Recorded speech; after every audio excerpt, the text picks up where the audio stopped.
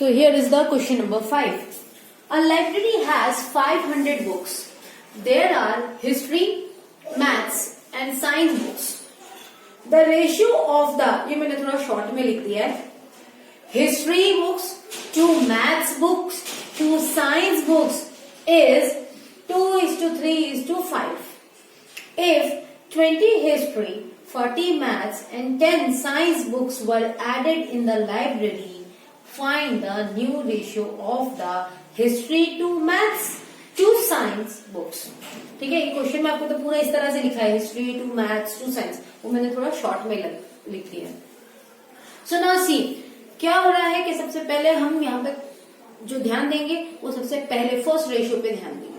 First ratio जो हमें दिया हुआ है वो ये है 2:3:5 और वो किसका रेशियो दिया गया है? हिस्ट्री, मैथ्स और साइंस की बुक्स का. तो जो रेशियो दिया गया है उसमें तो हम सबसे पहले एक्स लगा देंगे. इस चीज को हमारा सबसे हमेशा पहला स्टेप, जब भी रेशियो के क्वेश्चन हो, पहला स्टेप हमारा यही होगा, गिवन रेशियो लिखना है और उनको फिर एक्स मान लेना है. Okay, let me just first make this first step. The given ratio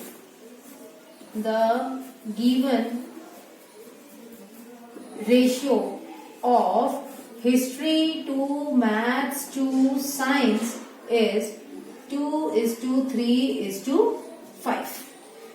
history के लिए 2 है, मैथ्स के लिए 3 है, साइंस के लिए 5 है. तो हम क्या करेंगे? Therefore let number of history books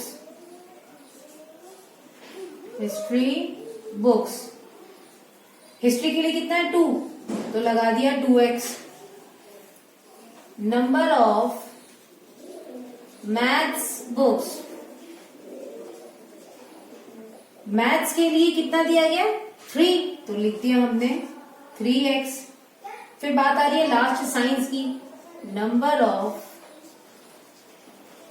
science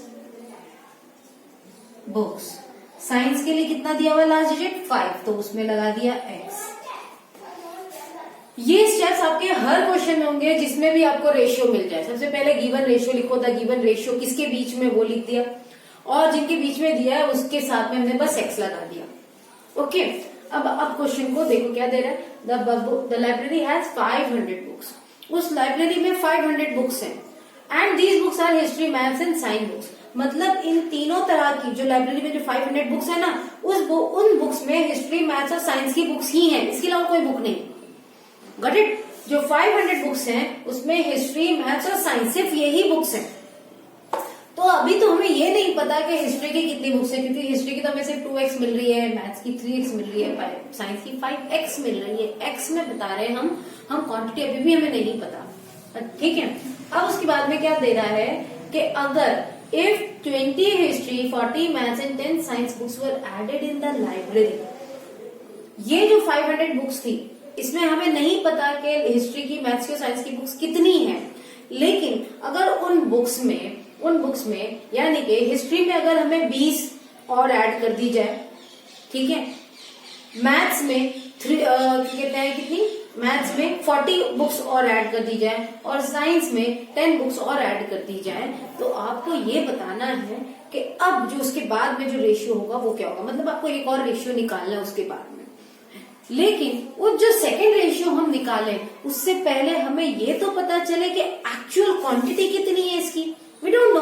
तो हम उसके लिए क्या करेंगे? Therefore we will write as history books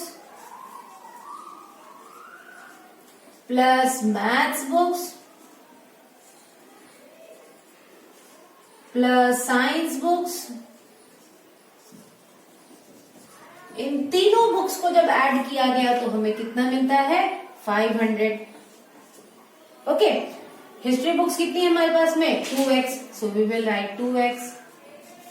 maths books कितनी है? 3x, so we will write 3x. Science books कितनी है हमारी? 5x, so we will write 5x is equals to 500. Add कर देते हैं क्योंकि देखो सेम वेरिएबल है विद द सेम पावर, तो 2x प्लस 3x 5x में और 5x ऐड करेंगे 10x हो जाएगा. सो 10x is equals to 500 10 यहाँ मल्टीप्लाई हो रहा है, वहां जाएगा तो डिवाइड हो जाएगा। सो 500/10, एक जीरो से एक जीरो कैंसल, आपका आंसर आ गया x इज इक्वल टू 50। और let me just say it's not the answer. अभी तो आपको सिर्फ वैल्यू मिली है x की, अभी आपको सिर्फ वैल्यू किसकी मिली है, x की, अभी आपका आंसर नहीं आया। अब हमारा आंसर शुरू होगा यहाँ पर। पहले हमने किसे लेट मान रखा है, x आने के बाद में जो लेट ले रखा है ना, उस पर फिर फिगर आउट करना है। लेट हमने कर रखा है हिस्ट्री बुक्स, मैथ बुक और साइंस बुक, तो x की जगह पे हम ये वैल्यूज को सब्स्टिट्यूट करेंगे। So let substitute the value now.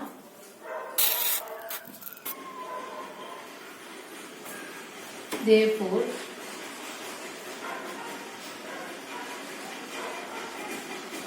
History books हमारी कितनी है, 2x।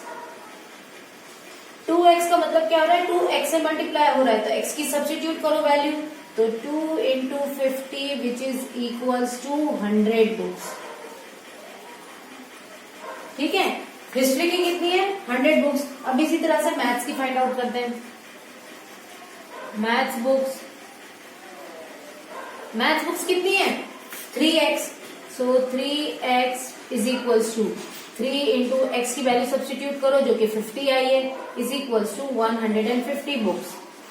मैथ्स की कितनी हो गई, 150। Now comes to the science books. Science books वो है आपकी 5x, है ना, 5x आ रही है ना, देखो 2x 3x 5x, 2x 3x 5x कर दिया। सब्स्टिट्यूट करो value of x, so 3 into 50 which is equals to, sorry 5 into 50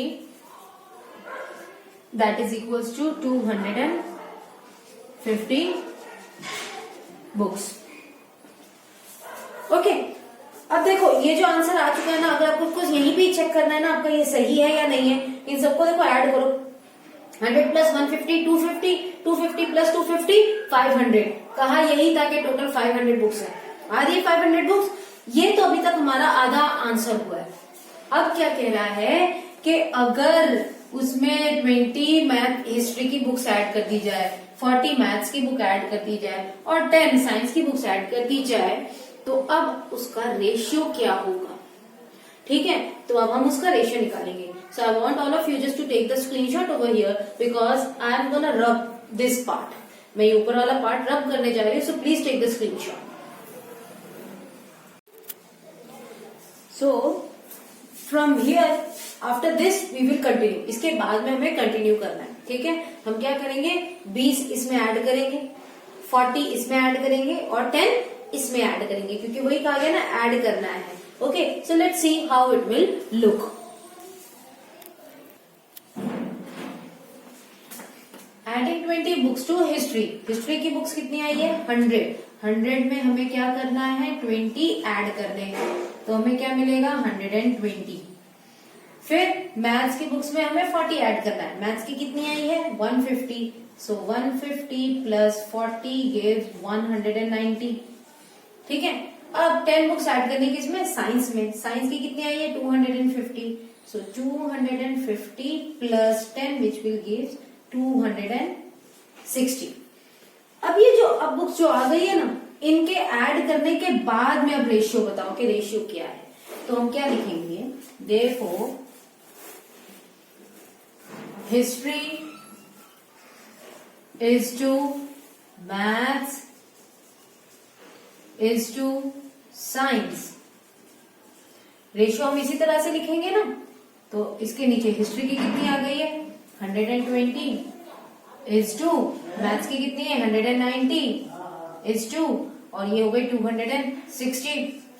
और आप जानते हैं हमने लास्ट टाइम इसको कैंसिल करने का तरीका भी सीखे कि अगर नंबर कोई कैंसिल हो सकते हैं। देखो यहाँ पे भी 0, यहाँ पे भी 0, यहाँ पे तीनों जीरोस हो जाएंगे कैंसिल। तो अब आपको क्या बच गया यहाँ पे, 20 इज टू 19 इज टू 26, और यही है आपका आंसर। That's it.